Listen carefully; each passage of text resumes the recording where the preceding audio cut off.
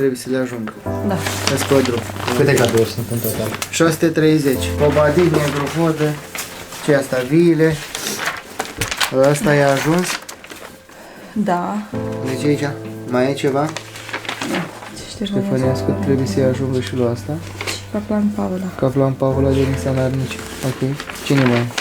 Sperăm să ajungă. Și încă vedem, mai avem la dispoziție 2 zile să le livrăm către cele 13 sate.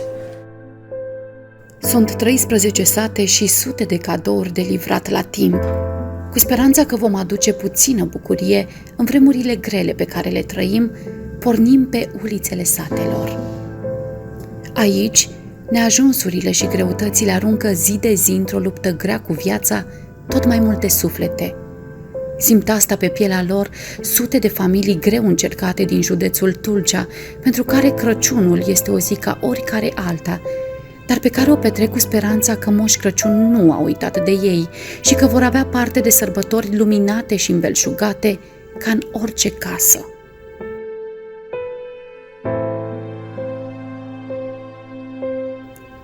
Moș Crăciun le-a aflat poveștile și ajutat de parohia Dăeni prin preotul Alexandru Balaban și familia Andreea și Mihai Felescu, a trecut pe la fiecare familie încărcat cu daruri. Prin campania Adoptă un bătrân, desfășurată de parohia Dăeni, aproape 1500 de kilograme de alimente de bază și 150 de kilograme de carne proaspătă de porc au fost împărțite din poartă în poartă. Ei sunt oamenii cu mese aproape goale, dar suflete pline de bucuria lucrurilor simple.